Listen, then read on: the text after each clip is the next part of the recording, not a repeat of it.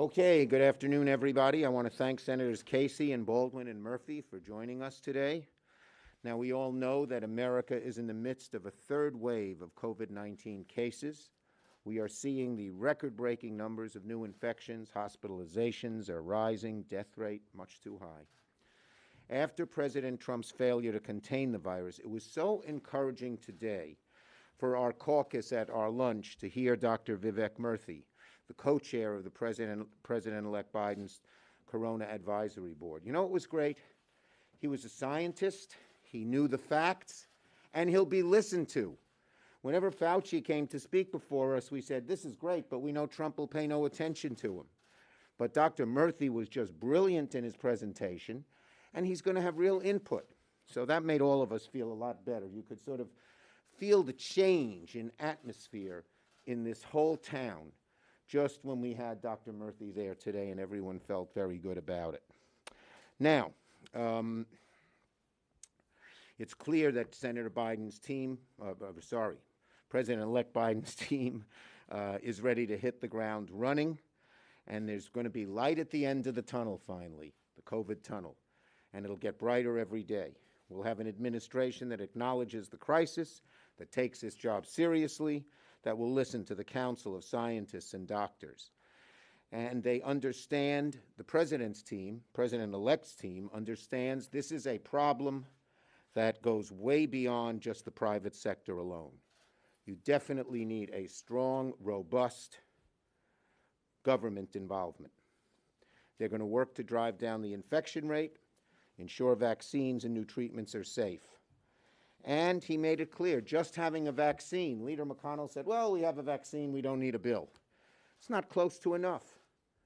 There are so many other things that have to be done in addition to the vaccine, and it's going to take, unfortunately, even under the best of circumstances, a considerable amount of time before everybody is vaccinated. It's also going to take considerable educating the public that the vaccine is okay before everyone is vaccinated. So we feel very, very strongly that we have to move forward. The needs of the American people didn't go away after the election. They're still hurting. Families hit hardest by the pandemic still are struggling to keep food on the table, a roof over their heads. So we're going to have to work together, and we are looking for a comprehensive bill that meets the needs of America. And we agree with the House on this issue. So, pressure is on Republicans to deliver. Leader McConnell and all of my Republican colleagues will have an opportunity to show the American people that they're ready to get to work and meet the moment of this crisis. Democrats are going to work to get a strong bill done. We hope our Republican colleagues will join us to finish the job. And I'm just going to make one other point on another issue, and that is that so many Republicans today seem to be backing the president on his lawsuits. Make no mistake about it. This is this is not one state where there's a 597 vote difference. These are many states where there are tens of thousands of votes different. And the Republicans have no legal case. They are politically distraught, but that's not going to create any success for them in the courts. Bobby.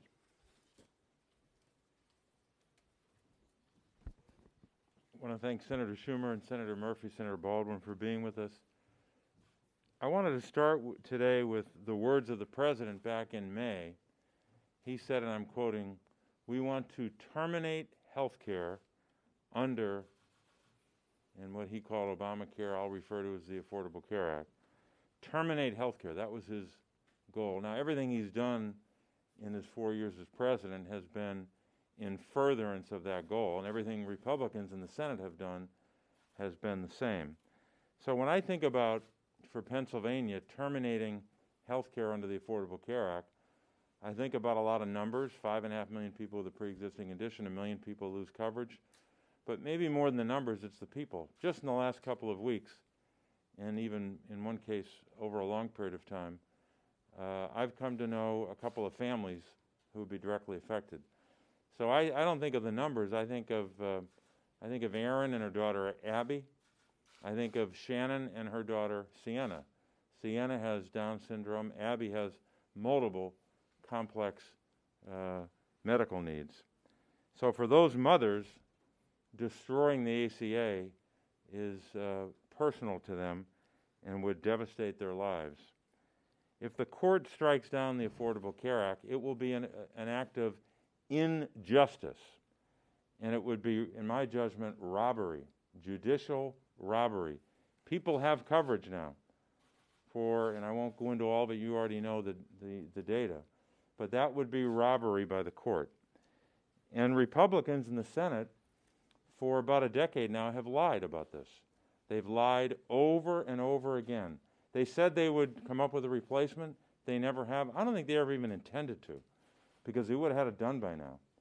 And they also lied that they could do it a different way. They can come up with a bill that covered more than 20 million people, had all the protections and all the gains for filling the donut hole, all the other protections, but they could do it a Republican, less expensive way. That is a lie, and everyone knows that. So they've been lying for a decade about it. Now we're on the precipice of a Supreme Court decision in a few months that could wipe out all those gains. And here's what it wipes out in terms of Medicaid expansion. This has been a lifeline to so many Americans. We know that most of the coverage gains for Medicaid expansion in my home state, of the million who got coverage, 840,000 plus got coverage through Medicaid expansion. That means that someone who had a substance use disorder problem, subset of that is the opioid crisis, they got coverage and treatment because of it. Just in Pennsylvania, in 1 year, 2019, over 135,000 people were able to receive treatment for a substance use disorder problem because they had Medicaid expansion, only because they had that coverage. We know, you know the story about the donut hole that's been filled because of the Affordable Care Act and what that's meant to so many seniors. We're told that in 2016 alone, close to 5 million Americans on Medicare received an average of $1,090 per person in donut hole savings. So the benefits to this, literally the benefit to saving lives, let alone just coverage, are numerous. So when we go into these next couple of weeks of debate on a COVID-19 relief bill, I believe it has to focus on at least 3 groups of Americans. More than this, but these are the 3 priorities in my judgment. Older Americans, communities of color, and people with disabilities. And the way to help all 3 is somewhat interrelated. To help people with disabilities, we need to invest in home and community-based services. That means Medicaid funding. To help communities of color, we need to invest in Medicaid for the obvious reasons. And finally, for older Americans, we need to put in place a strategy to get the case number and the death number down in nursing homes. More than 91,000 Americans have died in nursing homes. When you combine the resident deaths and the worker deaths together, 91,000 and counting. There's no excuse for that happening. There's no excuse why we can't knock that number down. Finally, let me say this. When I talked about Shannon and Erin when I started out, here's what Shannon said, and I'll close with this. Her daughter, Sienna, as I said, has Down syndrome. She talks about all the fights they've had to wage. The name of the group, as you all know, is Little Lobbyists. Just the fact that this group exists is an indictment of Washington, that they needed to become advocates such that they would call themselves lobbyists. Here's what she said. Once again, we as parents are forced to suit up for battle and prove that our children are worthy of health care, unquote. Why the hell should parents have to suit up for battle to help their children in the United States of America? Because a group of ideologues are at the Supreme Court now telling them to strike it down. That is perverse, it's disgusting, and it's un-American.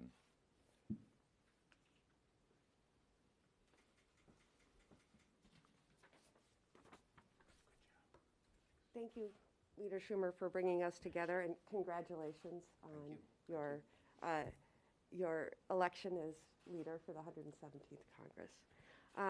And I wanted to add to your remarks about how having guest speaker at our caucus was so uplifting today, to think about having science and medicine respected and guiding our response to this pandemic. And it made me also sad about how much we've missed that for so long. And I did want to note one thing for the public record. The leader mentioned our caucus lunch, but we might or might not have been eating lunch at the time, but it was virtual. We were on the phone, distanced, et cetera. I just want to remind people that that's how the Democratic caucus has been conducting its business. No one saw my peanut butter and jelly. Yes, we could all describe, but I digress. While it's not labeled as such, and I apologize, that is Wisconsin data that you see on the graph to my right. That is basically, since our first cases in the state of Wisconsin, the new COVID-19 confirmed cases by the date confirmed, and then the blue solid line is the 7-day average in our state. Nationally, we know we have just passed the 10 million COVID-19 case mark in this country, and we know tragically that more than 235 Americans have died. My home state has one of the worst outbreaks of COVID-19 infections in the country, and we are experiencing the worst phase of this pandemic since it began. For the first time this past Saturday, Wisconsin reported more than 7,000 cases in a single day. And yesterday, Wisconsin added 4,360 new infections. Over 2,000 Wisconsinites are currently hospitalized due to COVID-19, and that's an increase of more than 350 just in the past week. And again, so tragically, 2,329 Wisconsin souls have been lost to this disease. Hospitals and healthcare workers do not have the supplies they need. We are running out of ICU beds, and we have completely overwhelmed our state's healthcare system. In my state, the pandemic is getting worse, not better. And we have seen a complete and total failure of the President of the United States, President Trump, to provide any sort of leadership that we can count on. Trump gave up trying. I'll repeat that. Trump simply gave up trying to control this pandemic. And Wisconsinites are paying the price with their health, with their lives, and with their livelihoods. Here in Washington, with the Senate Republicans in charge, we have seen no sense of urgency to pass COVID-19 relief, and no sense that it needs to not just be relief, but it needs to address the terrifying scope of this public health and economic crisis. As we know, the House passed the HEROES Act 6 months ago, and it's been sitting on the majority leader's desk in his legislative graveyard, as we call it, while small businesses have been closing, millions have lost their jobs, and hundreds of thousands of Americans have died. We must act on bipartisan legislation to provide local communities and the frontline healthcare workers with the support that they need to stop the spread of this deadly virus. And we must unify as a country and in Congress to now provide support to these workers, families, schools, local governments, and small businesses. This crisis is getting worse in Wisconsin and across the country, and now is the time for us to start working together in Washington, as hard as our frontline healthcare workers do, so that we can get this deadly pandemic under control, build back better, and move our economy forward for American families. And now I'll turn it over to Chris Murphy of Connecticut. Thank you very much, Leader. Thank you, Senator Casey. Senator Baldwin, you've covered the topic very well, so I'll be quick. I'll make three brief points. First, I was at a hospital in suburban New York, Stamford, Connecticut, and as I was on the way out, having met with their leadership, the head of the purchasing department followed me to the door. She wanted to have a private word with me. She said, I didn't want to say this in front of everybody else. I didn't want to get anybody in trouble, but I have no idea how many test kits I'm getting from day to day. I have no ability to plan beyond 48 hours to get events set up in the community to make sure that we're on the front lines of this epidemic. I can't do my job. And she can't do her job because this administration has completely failed us, has botched the response to this pandemic. And Senate Republicans have let the country down as well. We need a robust, comprehensive package of support that gets money to schools, that gets money to counties, to cities, to states, to healthcare providers, to make sure that they have everything they need in order to plan more than one day at a time. And to this day, Senate Republicans still do not take this pandemic seriously. They still cower behind President Trump, afraid to admit that this is a worsening pandemic because they risk the ire of the President of the United States. The second point, I know Justice Roberts said some things at that hearing today that gave people some hope that he may rule to keep the ACA in place, but he doesn't have to be on the prevailing side. There are 5 justices on that court, 3 appointed by the President, 2 that have ruled against the ACA in the past, who can form a majority to strike down the entirety of the ACA. The ACA is still at risk so long as Republican Attorney General and the Trump administration are pursuing this case in court. And they will not give up. Republicans are not going to give up just because they lose a case or two in the court system. This is their holy grail, the dismantling of the ACA. We are in for a long, hard fight. And then finally, Senator Schumer referenced the support from Senate Republicans regarding these bogus lawsuits. Every day that this transition doesn't start, it's harder for us to actually correct course in November. We will have the right people at HHS. We will have the right people at the CDC. We will have the right people leading coronavirus response for the first time in a long time when Joe Biden assumes the White House. But as this transition does not get underway, as Republicans continue to support the president's bogus claims of voter fraud, it risks the Biden administration not having the resources and the transition period that it needs in order to get an effective anti-coronavirus effort up and running on day one. And so I would concur in Senator Schumer's remarks that it is time for this transition to begin. I just add one more point to what just Senator Murphy was saying. These bogus lawsuits that the Republicans are supporting, the Republican case is legally weak and politically desperate. This is so different than it was in 2000. And yet they can't come to grips with the fact that President-elect Biden has won the election fair and square. And now more and more of them seem to be lining up behind these just patently ridiculous lawsuits. They're not going to succeed, I believe. But they're certainly delaying any real action.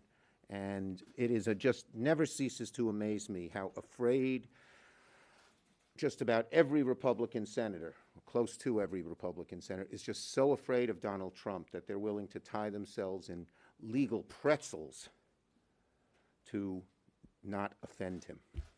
Questions on these subjects first? Yes. Well, on the transition, we saw today Secretary of State Mike Pompeo say that there will be a smooth transition between Trump's 2 terms. What's your reaction to him? My reaction to that is look at reality. Secretary Pompeo, Joe Biden has won. He's won the election. Now move on. Let's bring this country together and get things done. We have a COVID crisis raging. We don't have time for these kinds of games. Yes. Kind of a transition two-parter. The president fired his defense secretary the other day. How concerned are you that he could continue firing the few Senate-confirmed cabinet officials that are left in the remaining days? And the second part of it is Republican senators have largely said, oh, the president's entitled to the team he wants. Do you anticipate that attitude will continue when it's time to start confirming Joe Biden's cabinet appointees? Well, let's hope, but we have found, for instance, on the deficit, we have found a 180-degree reversal. Deficit doesn't matter when you do tax cuts for the rich. Deficit matters when you're trying to help people who desperately need help in COVID relief. So it wouldn't surprise me if they do a 180-degree reversal. I hope not, for the sake of the country.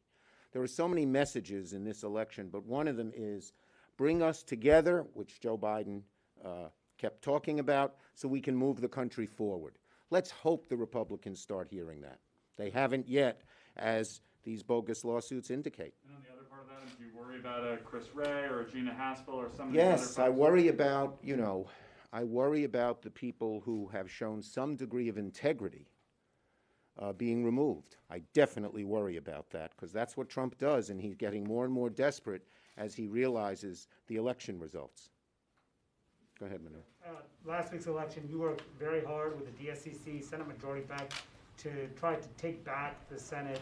You guys could very well be in the minority next year. Did you personally miscalculate in the amount of effort and time you spent in red states like South Carolina, in Montana, where your candidates lost competitively? We spent time in every state. And first, this group, we are happy. We've won the most important election that we faced. We always said the number one election is of the president, and we won. And when it comes to the Senate, it's not over at all. Georgia is close. People forget something. There's this conventional wisdom that Democrats don't win runoffs in Georgia. That's not true. There were 2 runoffs in 2018, not much Democratic money or effort behind them, and each was within 4%. So we are working very hard to win Georgia, and we believe that we have a very good chance of winning. Go ahead, next question. You have to start planning and thinking about the next Congress, given that you believe that Biden has won this election. So if you guys end up in the minority, are you worried that the Senate GOP majority would block some of the progressive proposals like the Green New Deal that you guys are? Public sentiment is everything. And I can't talk about a specific provision you mentioned, but they're going to want to see action. They're going to want to see our country move forward in helping people with the problems they face. COVID first, but many others as well. Leader Schumer, do you expect to see a lot of Democratic senators going to a Biden cabinet? He has not consulted me on that issue. On the ACA, it's no surprise that Democrats are not a fan of Trump's appointees to the Supreme Court. If the Supreme Court does end up upholding the law, would that change your opinion? No, I don't trust this court at all. And as one of my colleagues said, they're going to keep trying. They're so passionate against the ACA that they will keep at it. And I have very little faith in this court in terms of upholding the ACA. Last one. Yes, sir. Vice President or President-elect Biden and Vice President-elect Harris are both Senate veterans. How is that going to make a difference next year? I didn't hear the second person you mentioned, but Biden and Harris. Harris. Yeah, it's going to make a great difference. They know how to work with us. We know them. We're comfortable with them. I've been talking to President-elect Biden regularly on a whole gamut of issues, and I think the Democrats in the Senate will have a very close relationship. And of course, we're all so proud of Kamala Harris, and she again has been in complete touch with us on so many different issues. When Biden was vice president, though, he was able to come up here and work with Senator McConnell, as you recall.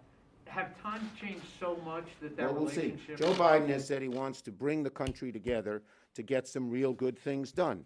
We agree with that. Thank you, everybody.